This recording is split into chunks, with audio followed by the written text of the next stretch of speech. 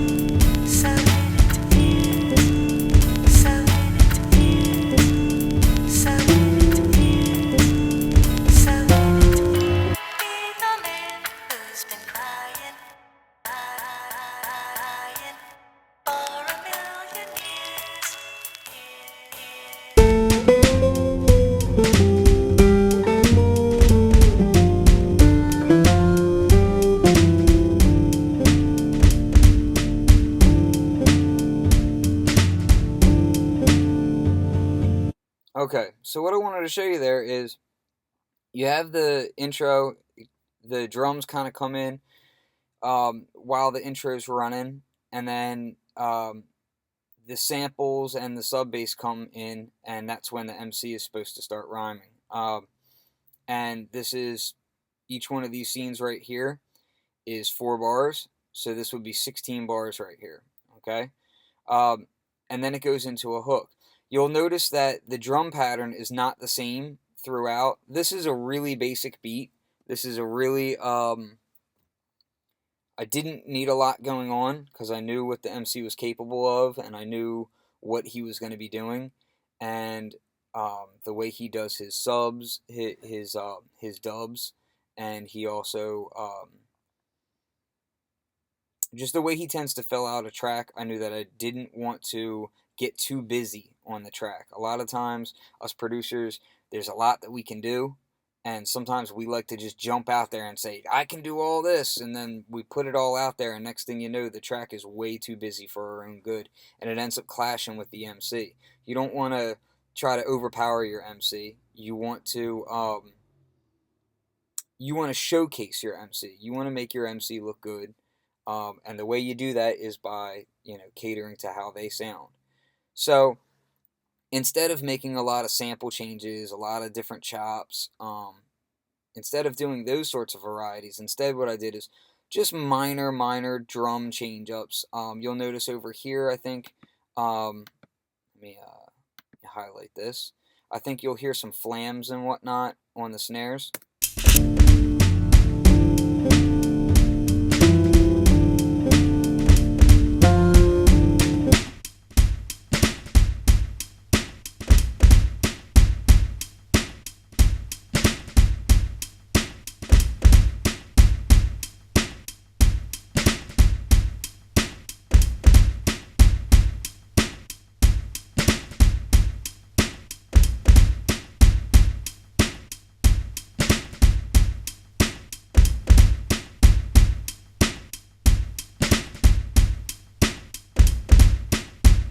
So there's just some very minor changes in there drum-wise, just to kind of keep the drums interesting, and not so, it's not such a change-up that it's going to throw the MC off, but it's going to give a little bit of flow and vibe to the beat.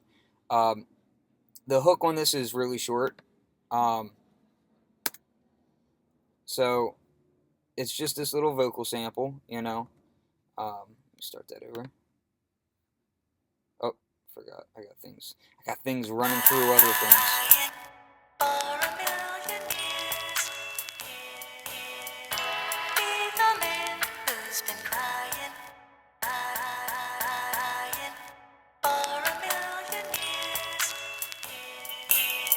And then it goes into this bridge, and what's interesting about this bridge is the bridge is sonically a little bit hectic and could clash, but at the same time I know how the MC likes to do things. So what I did was I added this melodic piece in there that has some emotion to it, and it's going to basically help tell the story. But what's interesting about bridges that a lot of people don't seem to want to use is a bridge can be a way to help better tell your story, because you've got your verse, which is giving lots of information, and your other verse is giving a lot of information. The hook is trying to be somewhat catchy, but kind of give the crux of the song all at one piece. The bridge can kind of help give you that emotional tie together between making a song and a story and making it all kind of come together. So I like using bridges a lot. I'll use them in many different ways. Sometimes I'll use them before the hook. Sometimes I'll use them after. Sometimes I'll use them to bookend. Now you can also run full circle on these songs. I'd go into the second, from the bridge out to the second verse. It comes back to the same style of verse that I had on the first one, and then it goes back to a hook, this time longer, and then an outro.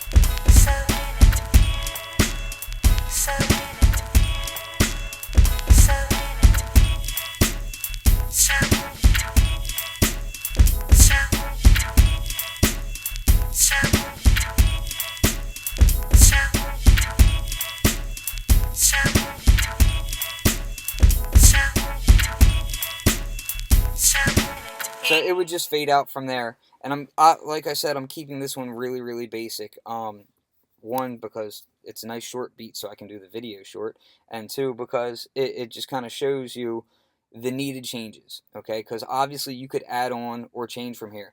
Now, you don't necessarily have to have everything be 16 bar verses, um, and 8 bar hooks or 4 bar hooks or whatever you're going to do. You can change things around. That's one of the great things about using Maschine Sequencer is the beat isn't done until you've laid the entire track, really. You can open it up as a VST. As long as your DAW is set to the same beats per minute, open it up as a VST. A lot of times what I'll do is I'll have this just be a skeleton of a beat. I may not even have it arranged yet, and it's just looping one thing over, and I'll let the MC decide what they want to do to keep it interesting. If the MC says, I'd like to, let's do like a really just one long verse, but I want to make it sound like it has a hook even though it doesn't. Well, you can kind of do that after the fact. Let him lay his verse and then go ahead into the beat and see where you can change your structures at to kind of put a hook element in there along with his writing that will work. Don't get too constrained by these structure rules, but at the same time you want to realize that they're there for a reason. These these verse elements and these hook elements and the bridges are there to help build. It's like a movie. You want to build up in your movie. You want to have a climax, and you want to make it so that there's something that is continually grabbing attention, especially in this day and age where pretty much nobody is looking at anything for more than 5 seconds. You want to be able to have something that's always building emotion, always crashing on people, always changing and ebbing and flowing. Because as soon as you get completely monotone, be it your fault or the MC's fault or the whole complete project, people are going to change the channel. They don't want to hear it anymore because it's boring. There's very few people who can pull that kind of stuff off. But that's the whole point of these the verses, having alternate takes on your verses, and having the ability to change up your hooks and having bridges and outros, and instead of just keeping a simple loop going and keeping everything the same for the whole length of it, the MC might be fine with that because shoot, that's how he wrote it. He sat there and he probably just wrote to a loop, you know what I mean? And he doesn't care. He's thinking, okay, well, this is going to be fine. Or he's thinking, this is all that this guy's capable of. But you want to be able to build an emotion in a track without taking away from what the artist is doing. Never let your beat get in the way of the artist. You do that, and you can be the best producer in the world, have the most banging beats in the world. But as soon as you start overshadowing the MC, the track kind of just becomes clustered, and it's not going to be as catchy to people. People are going to buy the instrumental album, maybe, you know what I mean, but they're not going to listen to the MC anymore, and you don't want that. So if you have any questions about structure or would like to know more about it, just hit me up, let me know, and I'll see what I can do for you. But I just wanted to give you a quick idea on how to lay things out and go from there. Okay? Peace.